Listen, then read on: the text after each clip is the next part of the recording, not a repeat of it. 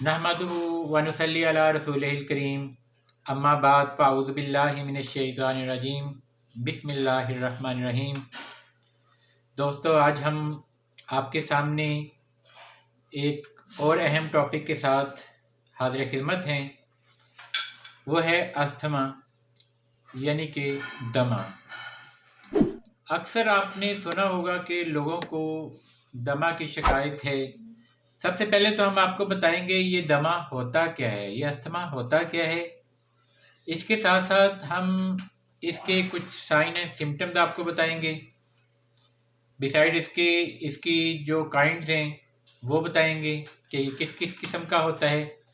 इसके अलावा हम आपको ये भी जिक्र करेंगे कि मेडिसिन के अलावा इसके लिए कौन कौन सी एहतियातें ज़रूरी हैं।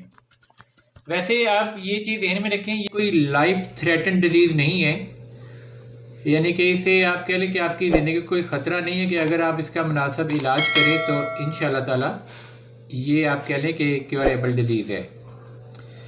इसमें सबसे पहले तो हम जिक्र करेंगे कि ये अस्थमा होता क्या है। ये दोस्तों बेसिकली निज़ाम तनफ़ुस में ख़राबी पैदा हो जाती है। इसमें मुख्तलिफ़ वजूहात हैं। कुछ लोग स्मोकिंग वगैरह करते हैं, उसकी वजह से है। कुछ जेनेटिक चीज़ें भी हैं। कुछ आगे हम इसकी काइंड बयान करते हैं, उसमें भी हम आपको इसका बयान करते हैं कि ये किस वजह से होता है। तो इसमें सांस लेने में दुश्वारी होती है, यानी कि जैसे आप नॉर्मल सांस ले रहे हैं तो ये जो अस्थमा का पेशेंट होता है इसको नॉर्मल सांस नहीं आता, इसको सांस लेने में दिक्कत का सामना करना पड़ता है। इसकी मुख्तलिफ़ वजूहात हैं, जिसमें आप कह लें कि सम टाइम कुछ इन्फेक्शन लंग्स में हो सकती है, नमूनिया वगैरह की वजह से भी हो सकता है। इसके अलावा जो है आप कह लें कि अगर आपके दांतों की कोई बीमारियां हैं या इंहज़ाम यानी डाइजेस्टिव सिस्टम ख़राब है तो उसकी वजह से भी ये प्रॉब्लम आपको हो सकता है। यानी कि अगर आपके मसूड़ों में पस पड़ी हुई है, यानी कि ये मैं डिफरेंट एलिमेंट्स आपको एक्सप्लेन कर रहा हूँ जिसकी वजह से ये चीज़ आपको हो सकती है। और जैसे मैंने आपको बताया कुछ जेनेटिक भी कुछ पेशेंट्स को होता है ये। तो इसमें इसकी मुख्तलिफ इकसाम हैं। इसमें आप कह लें कि एक होता है एलर्जिक अस्थमा।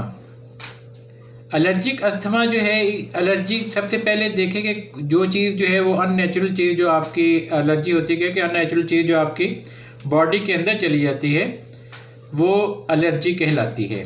यानी कि जैसे आपके लिए डस्ट एलर्जी, यानी कि डस्ट वगैरह से आपको एलर्जी हो, उसमें आपको सांस का प्रॉब्लम हो जाए। इसके अलावा पोलन वगैरह जो हैं उसकी वजह से।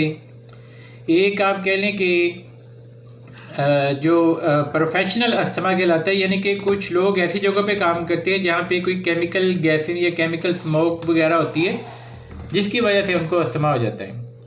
तो ये आप कह लें प्रोफेशनल अस्थमा की वर्डिंग में आ जाता है।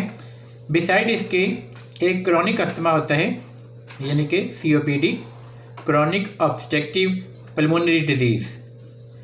इसमें नाज़रीन आप कह लें कि वेने जो है एलोलाई तक, आप कह लें कि ब्रोंकाल से लेकर एलोलाई तक प्रॉब्लम होता है कि वो जो ट्यूब्स होती हैं, एयर वेव्स होते हैं, वो आप कह लें कि आहिस्ता आहिस्ता बंद होने शुरू हो जाते हैं, उनमें इन्फ्लेमेशन आना शुरू हो जाती है।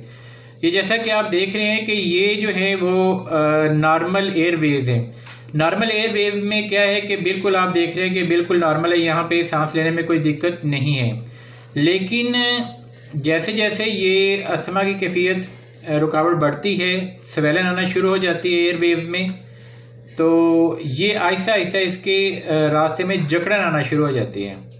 तो ये जकड़न आने की वजह से बिल्कुल एयर वेव्स तंग हो जाते हैं, जैसा कि आप देख रहे हैं कि ये बिल्कुल एयरवेज अब बिल्कुल टाइट हो चुके हैं। अब सांस लेने में बहुत ज़्यादा तंगी आती है, आपके लिए सीटी की आवाज़ आती है, गैर मामूली आवाज़ें आना शुरू हो जाती हैं।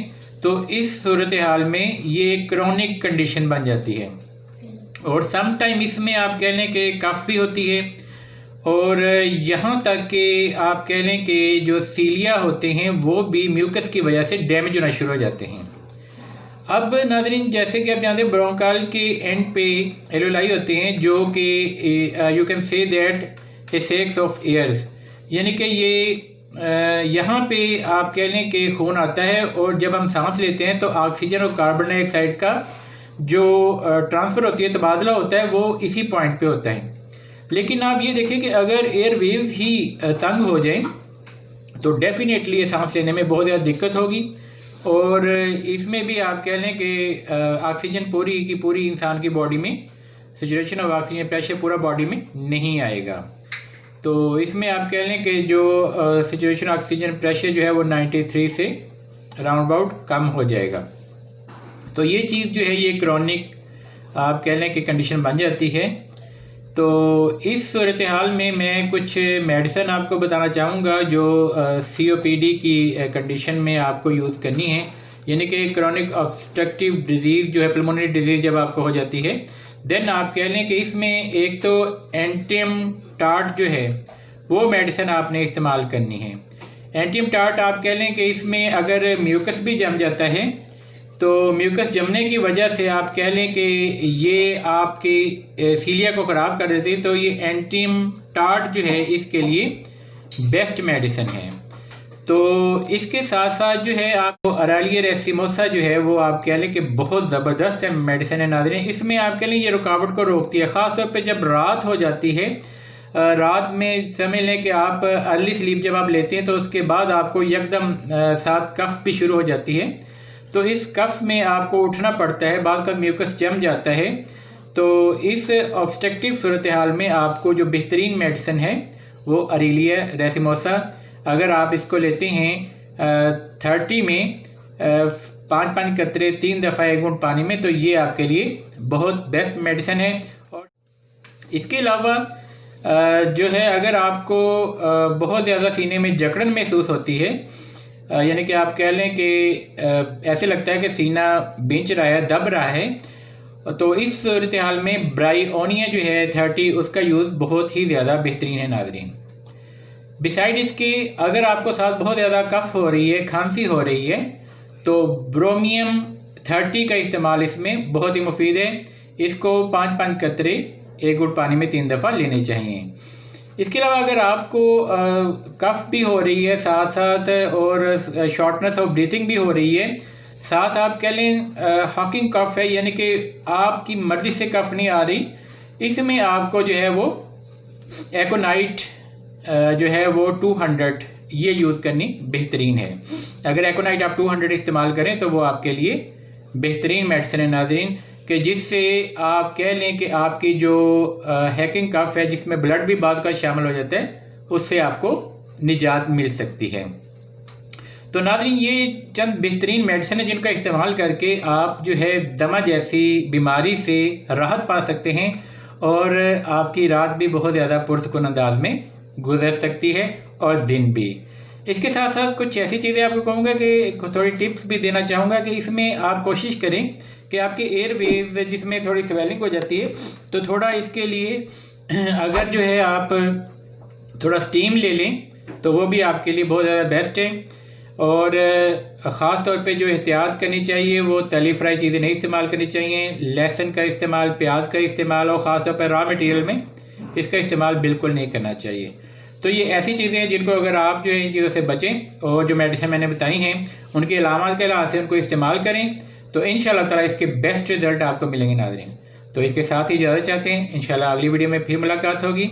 इजाज़त दीजिएगा, अल्लाह हाफिज़।